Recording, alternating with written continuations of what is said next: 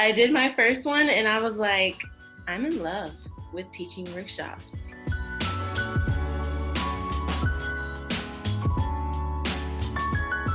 Hey, I'm Becca with the Happy Ever Crafter, and this week I'm talking to Amanda Reid about workshops. Amanda is walking us through her 5 tips for hosting killer calligraphy workshops. The girl hosts a ton of them and she knows her stuff.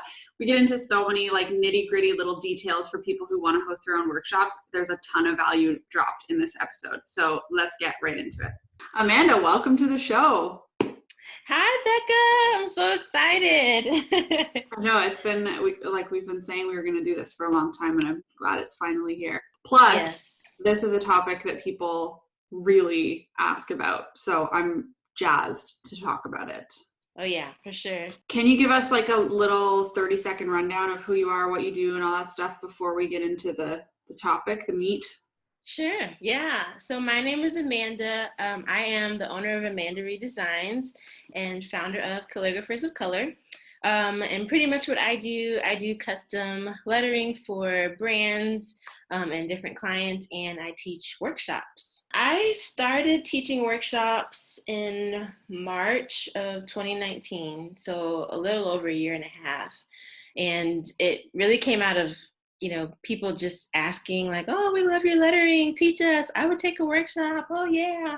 And so I was like, okay, let's do this. And so I did my first one and I was like, I'm in love with teaching workshops. I know. So, it becomes addictive. It's like the first one is really nerve-wracking, and then you you get a high from it and you just really want to keep, well, I think some people probably are like, I'm never doing it again because it was terrifying. Yeah. But once you get into the groove of it, it's like you hit your stride and it's the best. I can agree. I know that people are just going to want to hear all these tips, and I want to just start talking about it because I love talking about this stuff too. But before we get into your 5 tips, can you just like set the scene a little bit? So like, let's say we're coming to one of Amanda Reid's workshops. Like give me like a rundown of from the start to finish what one of your workshops looks like. So usually with the workshops that I host, I like to have them in maybe a non-traditional setting. I think a lot of people may do them in like art studios or co-working spaces, but one that I did earlier this year before COVID was at Kendra Scott, which is a jewelry store. So it's usually going to be in a nice setting. Everyone will have like their little station, their table. You can come and find your name hand lettered with all of your supplies ready. I'm a little extra, and so I'll probably have some decorations on the table and a place where you can get snacks or drinks. It's all about the experience for me. And so in the workshop, there's, kind of a little chance for people to mix and mingle, get comfortable with your supplies and your setting. And then we get started. Everyone introduces themselves. And then I kind of give a rundown of what we're going to learn. And so then we talk about supplies. We talk about basic strokes, how to hold the pen, and then we just kind of go down the list of topics for learning. Cool. How many people are there usually?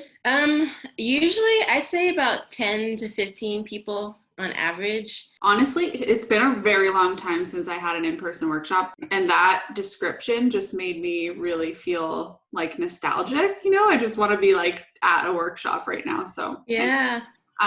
Okay, so we've set the scene. I feel like we should just jump into because I know you've prepared 5 tips for people who want to do this. And I have a feeling we're going to get into more than 5 tips because you and I just like talking about it. We're going to get excited and talk about more, but I'm going to let you start start naming them, and I'll just jump in and we can just jump in. Okay, cool.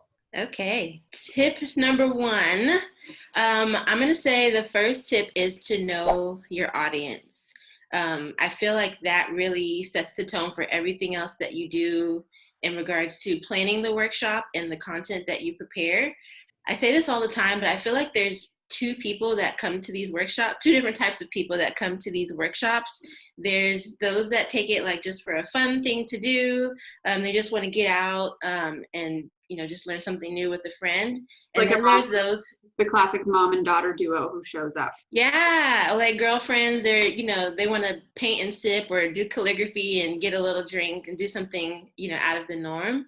And then there's the people who are like, I need to learn these skills because I want to be a calligrapher. I want to start my own business. I want to learn and grow a new hobby. And so kind of knowing your audience and who you are catering to really helps to determine like where your workshop is going to be or how in depth you're going to go with your curriculum. So I think that makes a big difference, knowing who you're teaching. Yeah, for sure.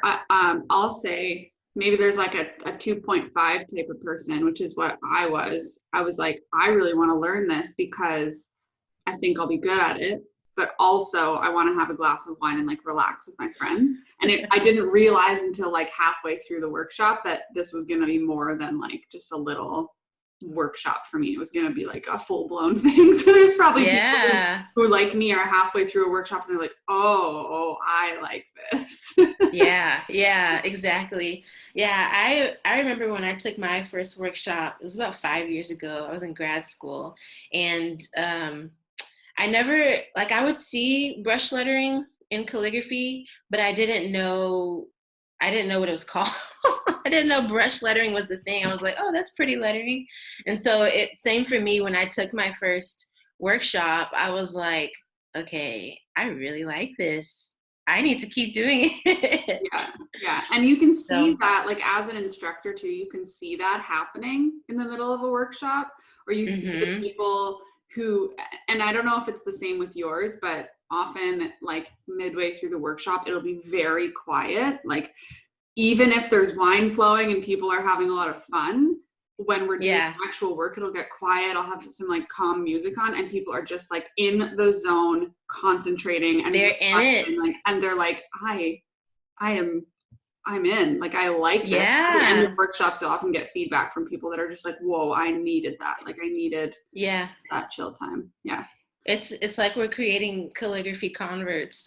Okay, but So back to your point though, knowing your audience. So how would somebody get to know who their audience is before trying to host a workshop? I think it really depends on you as the instructor, like what type of client, attendee, student do you want to teach?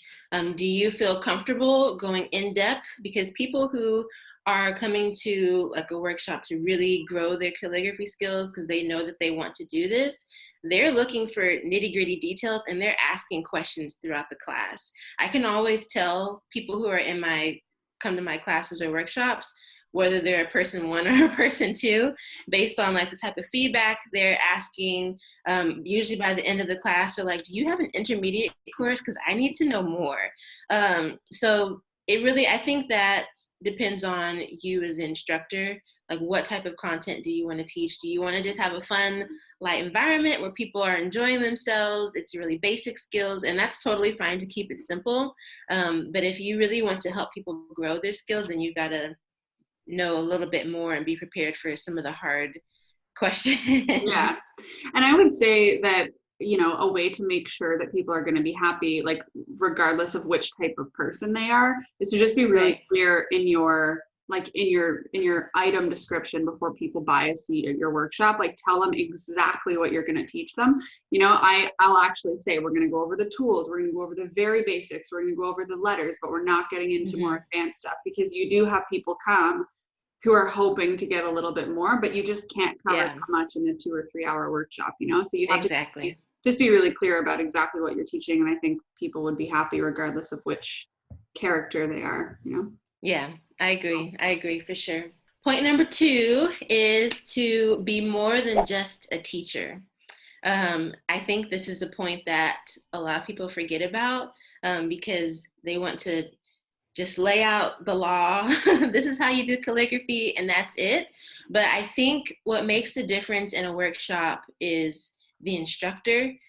So being intentional about interacting with everyone that's there, whether it's in person or virtually, engaging with everyone. Don't just stand at the front of the classroom, but walk around, make sure everyone's comfortable holding the pen, they're getting the strokes down. And it's for me, it's really about like creating that experience and making something memorable for people to come back to. I think also people kind of get nervous because there's a lot of calligrapher instructors like you, like me, and they're like, oh my gosh, there's not enough, room in the calligraphy workshop space for me. But when people sign up for my workshop, I know that they're signing up for my workshop because they want to learn from me. They've seen my work on Instagram or my website, and same for you, and they like the way that you write, and they want to learn your style. They want to learn from you as an instructor. And so by you being more individualistic in your approach and interacting, showing your personality in class, I think that makes a difference for the people that attend.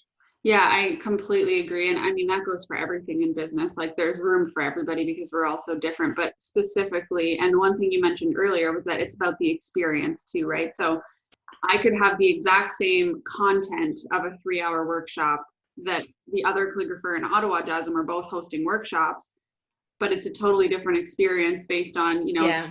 the dad jokes that I'm telling you halfway through the class, and the like, the goofiness versus like someone else's goofiness. And exactly what you said, it's just the experience. So Mm-hmm. I love that point. And I think it takes some of the pressure off too, from people who are getting started, because a lot of people think, you have to have all the answers. You have to know exactly what you're going to present. You have to know, the exact curriculum and all the right content and all this stuff. But Yeah. like I've had workshops where I've completely forgotten a whole section of what I would have done, and nobody knows because we're having fun. Same. Right? Yeah. And like nobody's gonna be like, well, we didn't cover this, and okay, but did you leave the experience having had a good time? Yeah, perfect. Right. Yeah. Yeah. Yeah, it totally takes pressure Yeah. off. I love that point. Yeah, I think that's a good point about taking the pressure off. Because I think when people get into workshops or even starting, any type of business, they tend to have people that they like to model towards or that they're inspired by. And when you are creating an experience for, those that attend, you're creating it based on, your preference. So I may not tell dad jokes, but I like to have good music at my workshops because I like to You're like dance. up at the front dance. Yes. I try to keep it down so I don't scare people away, but I like to have good music like playing in the background. I don't know. I just think that it's the opportunity for you to kind of put yourself in your work and make it, more than just a classroom. Because otherwise, someone can just learn these skills off of YouTube or Skillshare. When they come to an in-person workshop, they're coming for an experience. So that's our opportunity to create that. Number 3 is get your stuff together, AKA prepare. If people are paying you to come to a workshop to teach them a skill, then you need to know what you're talking about. I kind of went back and forth on whether or not to say this, but if you're just starting with workshops, then you can't just show up and wing it. Like, I recommend having like a curriculum, like points that you're going to talk about. I found my first like workshop timeline. So I was like, at this time we're starting, at this time we're doing intros, at this time we're passing out supplies. Like, I went step by step because I knew that hosting my first couple of classes, I was going to be really nervous and forget some things. And so for me, it was very helpful to be like organized to a T and write everything out. And then that's not just for yourself, but also for the people that show up. Like, you want to make the calligraphy and lettering very accessible for the people that attend, because they're coming to learn. And so I say, make it stupid easy. Don't make it too complicated. Keep it simple so that they can feel like they actually learned something. Yeah, I completely agree. And I remember specifically too, I wish I still had my timeline like that, but I remember I had that note at the front with me, and it was like the timestamps in bright red. And I had my phone right there with the timer on it so that I knew, like, if we get to this point and we haven't switched yet, we're going to run overtime. And like, there's nothing worse than going to an event and the instructor, the host being disorganized, or, you know, Oh, yeah.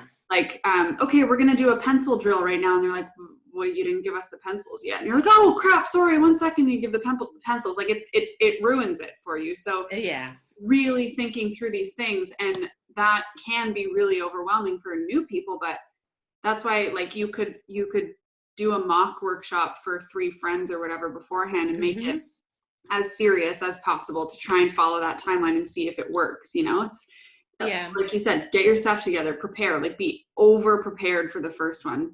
And to me, that also meant like having 5 extra sets of supplies. Everything. Yes. In case somebody's lead breaks 5 times or whatever, in case, you know, like whatever it is, just have a million things, like be way too prepared. I like that point. Yeah.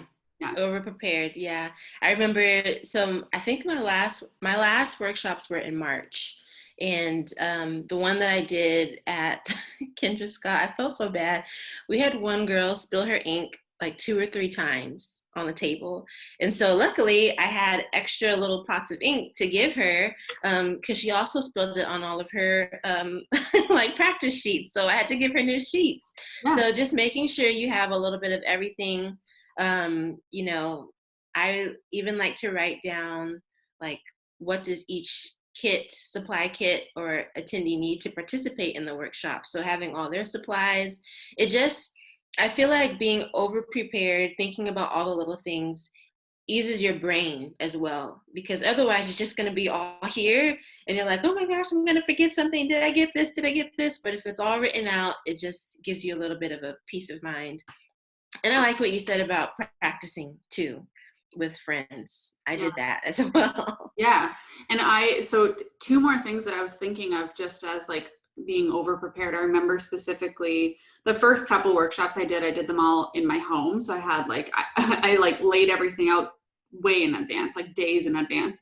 But when I had my first workshop at another venue, I made sure that I could show up like an hour and a half early, or even more, honestly, like way too much time to lay everything out, just in case I forgot a pencil and I had to run home, just in case, like, you know, I didn't bring enough cheese for the charcuterie board, like stuff like that. It always happens without fail.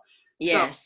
So, just over preparing. And then the other part, like when you were saying, you know, having your notes in your timeline too, one of the things that I learned from the teacher who taught me, Joanne, what she did in the workshop that I was in, I replicated when I started doing mine, was using a flip chart. Do you use a flip chart in yours?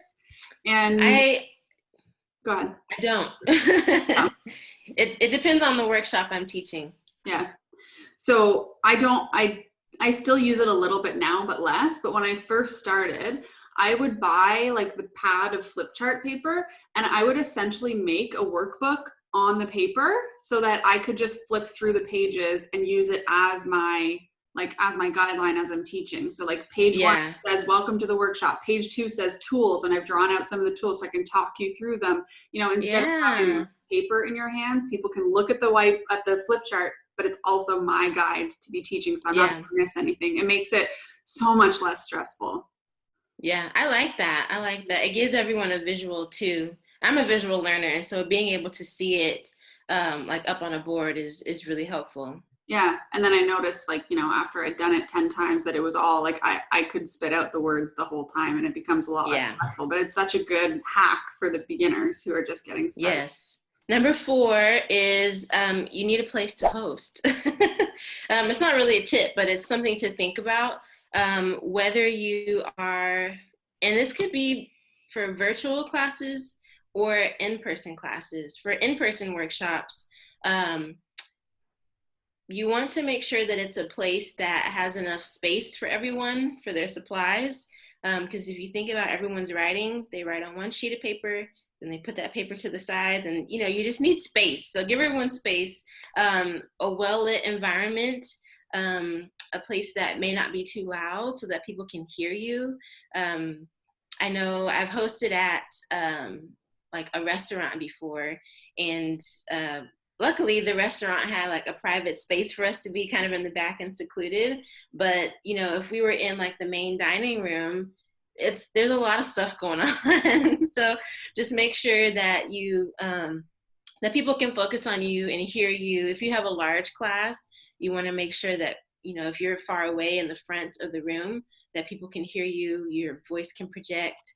Let me see what else. For virtual classes, I think choosing your platform, whether it's like Zoom or Google Hangouts. I like Zoom better, to be honest, but making sure that like your internet setup is good, it's not choppy and skipping. The last thing you would want is for your class to cut off. So just thinking about where you want to host your workshop is something to consider when you're getting started. I love the point about thinking through all of the little elements about the venue, because there's nothing worse than going to a workshop and it having like 3 too many people and you don't have enough room. And I'm totally guilty as an instructor of trying to get more people into the space because, you know, all these people want to come, but like you really have to go to the space and feel out how much space everybody's going to need, because it's super annoying to have people's elbows bumping or to say like, okay, spread out your tools, and there's no room to spread out your tools. And that's when the girl spilling 3 times happens, you know, and if she's too close to the person beside her, it goes all over that person's white, beautiful cashmere sweater. Yes. Then, It's ruined. So thinking through all that stuff, and then the acoustics, and I mean, it sounds crazy, but all of these things really affect someone's experience. And if you can just give it a little bit of thought beforehand, it can really help out for sure. Yeah. I'll say something that was pretty tough as far as like finding a venue or a space is the costs of the venue or space. And that was something that I didn't expect. So like if you're going to be in like an art studio or like a co-working space, or, you know, usually there's, you know, venues where they tend to have workshops regularly. Some places will have like, they'll take like a percentage of ticket sales. And so you kind of factor that into tickets, or you just pay like a flat fee, like it costs this much an hour to be in our space. And so think about like how long it takes for you to do the workshop, you know, 2 to 3 hours, but then you also need time beforehand and afterwards to set up and clean up. And so thinking about those as well, I know that that was kind of frustrating for me, like trying to find a good space that wasn't like $200 an hour to host a space, which is why this year I've kind of leaned towards working more with smaller businesses, because they want people in their space, right? They like, if you bring, you know, students into their space, it's free advertisement. And so networking with local small businesses is a great idea for finding like a venue. Yes, that's what I wanted to say too, is like, and you mentioned this offhand earlier that, you know, you're not always hosting in the conventional places. So I would like you said, I would recommend networking with people. You don't need to go to Google and type in workshop rental space or like rental space for, you know, it's better to, you know, join local business groups and get to know people and really focus on introducing yourself to people who have storefronts or who have you know, like a jewelry store or a spa or something like that. Like it can be totally out of the box. Yes. And those places actually always end up working out better because A, it's going to be cheaper for you. B, you're supporting local because you're bringing business to them. Exactly. And C, once you develop a relationship with those people, it's way easier to just keep saying, okay, can I come back next month? Can I come back? Yeah, they want you back. Exactly. So I do remember that being a lot of work up front to try and figure out where it's going to be. But if you make it so that it works out for them too, it's an easy way moving forward, and you don't really have to think about it again. Yeah, exactly. I agree. I think like supporting small and local is really helpful. I mean, especially now, but we can't really go out to small local businesses. But I appreciate developing like a relationship with some of these spaces. And I have been known to just walk into a business and I'm like, this is cute. I could host a workshop here. Is your manager here today? 100%. And they're like, you know, yeah, we can have a workshop. We've never done anything like that here before. We're excited. And then next thing you know, you're besties and you have workshops 2 or 3 times in their space. So 100%. don't be afraid to get outside of your comfort zone and just ask. Yeah. So. And that's a lot harder for some people than others. I think you and I are both super extroverted, obviously, but for some people, but at the same time, like if you're going to be teaching in class, you should be okay to approach the store owner. Right. Like you should be enough of an expert that you can do that. But if not, it's not that hard to find an email address. You just might not get as quick of a response kind of thing. But totally, like that's exactly how it's worked out for me. And now I'm good buddies with the people that I host with, like their stores that I host at. Number 5 is follow up. So I kind of thought of it as, this was actually a tip from my husband. I asked him, like, based on the workshops I've taken, what would you think? And so this was something that he recommended that I have been doing, is to follow up. So someone has taken your workshop or your class, now what? They've met you, they've learned from you, and then you never hear from them or see them again. I think something that I do after every workshop is send a follow-up, like, thank you email afterwards, where you can have a list of like your favorite supplies. If they want more, you can ask them to leave a review. You can give them like future workshop dates or other workshops that you offer. You can put your Instagram name on there, like follow me for, to stay connected or for more tips. Offer one-on-one teaching if you want. So I think following up with your students afterwards allows you to have like repeat students. And I know that's something that was very helpful for me. The first workshop that I took, I only took in-person classes when I was learning calligraphy, and I took it from the same person. I probably took like 4 or 5 of her classes because I loved the experience, and she always sent like other workshops that she had. And so that's something that I tried to do as well. I need to be better about emails, but I always send a follow-up email afterwards and invite them to, stay connected. Yeah, I 100% agree. And like you said, like follow up and be a real human. Like you just had an experience with these people, and it's a small group setting. It's not like you didn't actually get to chat with them. So often, same thing. I'll send an email the next day and I'll just say like, hey guys, I had so much fun last night. It was so nice to meet you all. You could bring up something that happened in the workshop, or you could say like, I told you guys I would send you this link, or I mentioned this person's Instagram, you guys should all follow, or like, something personal that happened at the event. And the other part that you said there that I thought is really important too, if you can do it and if you feel comfortable doing it, is ask people for a testimonial or a review, which some people like just aren't good writers and don't feel like what they want to say is valuable. But it could also just be sending a survey, especially if you're just getting started. I did this religiously with every workshop. Yes. And it can be a really quick survey. Like it's all multiple choice. It's all really quick things. And just say like, how did you feel about the venue? Could you hear me properly? Did you feel like you had enough space? Like all the things we touched on earlier. See if people actually, like, you might think you did a good job of that, but maybe not. Or like, did you feel like we spent too much time on the basic strokes? Were you bored at any point? Like, things like that. Because once you can get like, and you'll start to see trends and things that people, agree or disagree with, and then you can tweak them for the next one. They just get better and better and better and better. It's such a valuable tip. And people, like, especially if you're being a real human and you're, trying to follow up with them, they're going to want to help you with that feedback. Just tell them like, this really, really helps me for the future. Like I'm new at this, just be honest with people and they're going to want to help you. Yeah, that's so good. I remember my first workshop, I had it for free for my friends. I had about 10 or 15 people show up, but afterwards I sent them all like a survey, like, what did you guys think about this, any feedback? And of course, everyone doesn't fill it out, but for those that did, they offered some really genuine input because like you said, like you may feel like you did a great job, but you want to view it from the perspective of the student. Like, were you kind of all over the place? Was the class too short? Was it too long?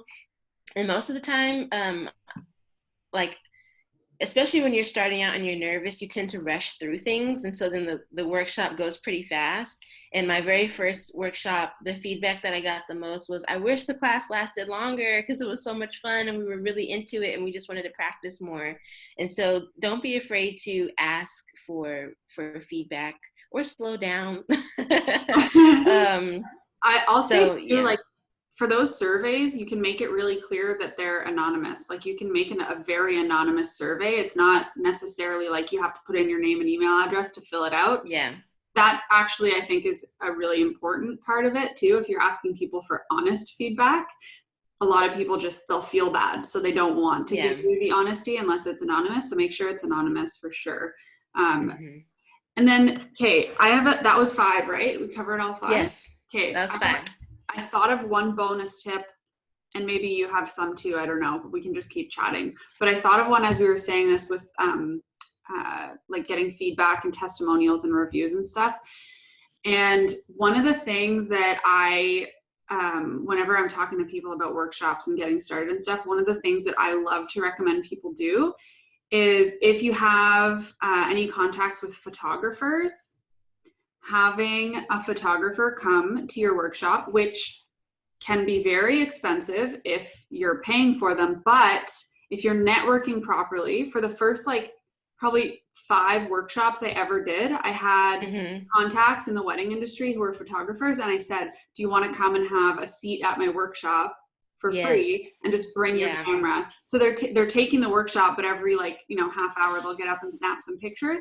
And then you have pictures for your next event for the listing on your website. And it's just like this snowball thing. So I had invited a bunch of different photographers and they all came and took pictures for me, and it worked out so beautifully. And now obviously I've gotten to where I am and I'm able to pay a photographer, which feels wonderful. At the beginning, people get, overwhelmed by the things and the costs and all this stuff. But if you just kind of think outside the box and work around it, you can totally make that kind of stuff happen. Exactly. That is so good.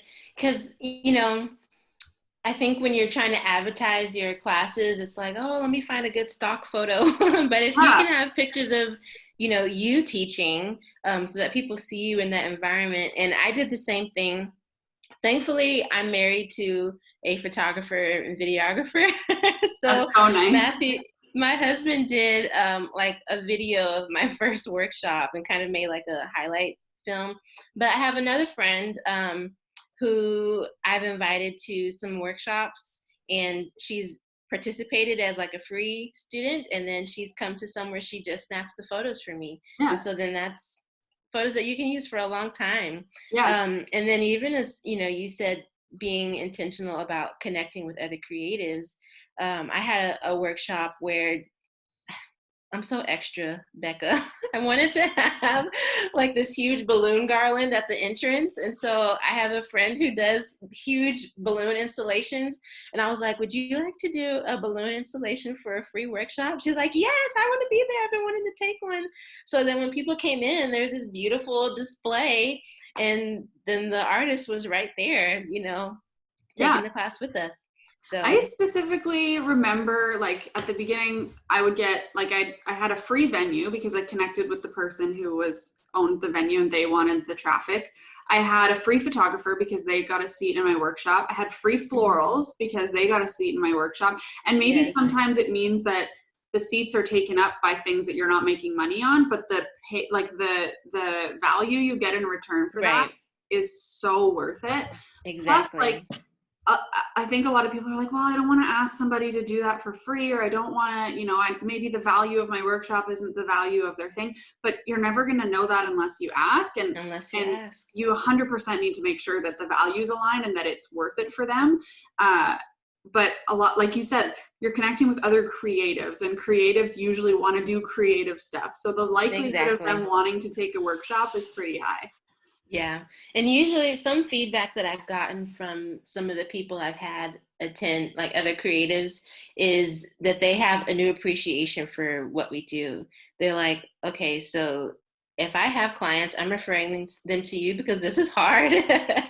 So it exposes kind of what you do. It lets people get to know you a little bit better. And then it's a nice trade-off of skills. So that's a really good point. Okay. That is so much value for people. Thank you so much for sharing all of that. Yay, of course. 2 more questions before I let you go. One, with this huge pivot now, because we're doing online events, I've done one online workshop kind of thing, but it wasn't selling seats for a workshop like you would with an in-person event kind of thing. Just give me your thoughts on how that's working out, because I know that you do lots of them, and is it worth it for you? Is it as fun as an in-person workshop? Just give me your thoughts. I think they have been working out pretty well. I'd say this year I have taught over 15 to 20 virtual classes in this pandemic. So quite a few. And I've been learning more and more along the way. Things that I didn't think about initially was you want people to be able to see your face and also to see what you're writing. So Mm-hmm. making sure your camera setup is good. So that's something to think about. The one thing that's a little bit tough is most of the students, when they sign on, it's just the camera on their face if it's on Zoom, and so you can't see like what they're writing. You can't see how they're holding the pen, and I can't be there to correct them if I see those little things, because some people will, kind of share like, my upstrokes are really shaky, or I'm not getting this stroke correctly, and so like I'm offering general feedback. But something that I've learned to do is to ask, like, well, can you show me your paper? Show me how you're holding your pen. And then something else to think about is, yes, it's virtual, but I really want the experience to still be as if it was in person. So I still do like a little get to know you intros in the beginning, where everyone kind of, it's like a little meet and greet. I'll, send them like a downloadable worksheet for at home, so that they can print and have kind of to follow along. So just little things that you can think about to make it more of a personal experience and still a lot of fun, Yeah. even though you're all over the place.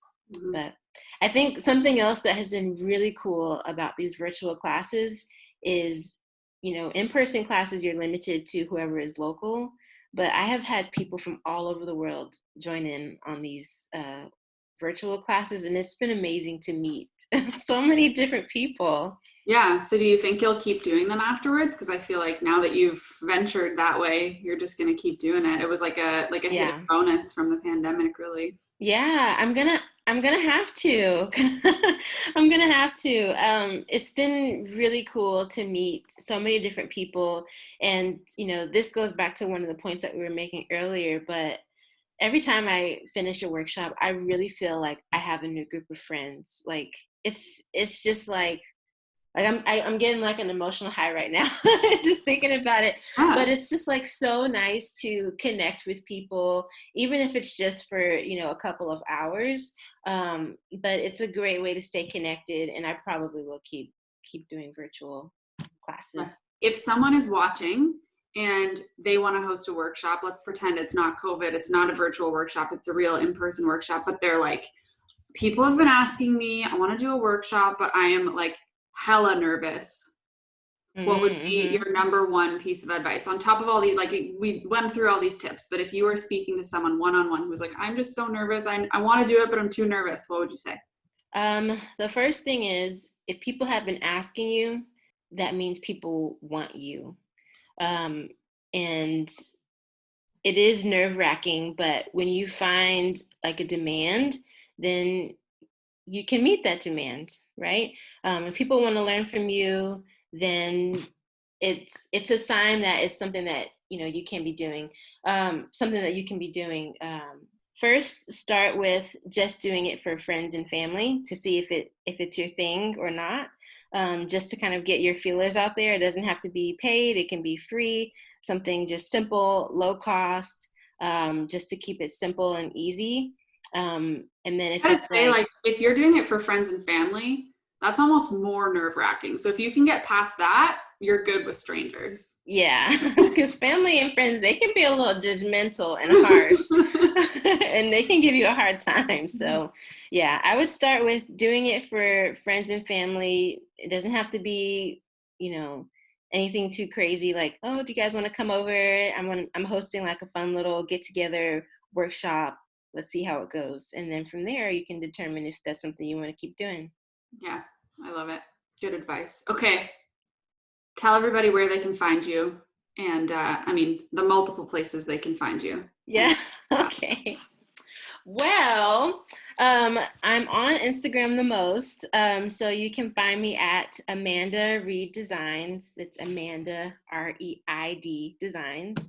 I'm also over the Calligraphers of Color Instagram account, and so I share and highlight a diverse group of calligraphers on that platform. So I'm there too. And then you can also find my workshops and more info at www.amandareeddesigns.com. I love it. Are you still doing that one you did recently, the relaxing experience thing? Are you going to do that again? Yes, the calligraphy room. Oh my gosh. Oh, Is this we need to have a whole nother call about yes, this? yes, the calligraphy room is such an experience. I created the calligraphy room out of a selfish desire because it's been a stressful year. And especially if you have a lot of clients or you're doing projects for other people, you don't really make as much time to practice and create just for yourself. And so the calligraphy room is a self-care experience for calligraphers, for us to just practice our own skills. We go through some brain dumping, mind cluttering exercises, and like a self-care quote. And it's just, and you get to meet other calligraphers. We have time to just meet and talk and ask for advice from one another. And yes, the calligraphy room is a whole thing. Yeah.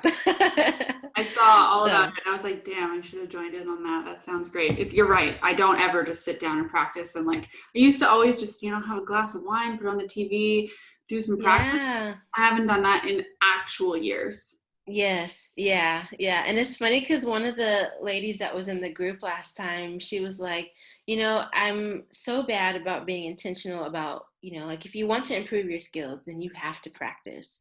And so she was like, I view this almost as like a gym membership. Like you pay a little fee and it gets your butt in the door so that you can practice. And, we got pretty deep last time. We were sharing some pretty some deep stuff, and some tears were shed, which I wasn't expecting, but it was so good.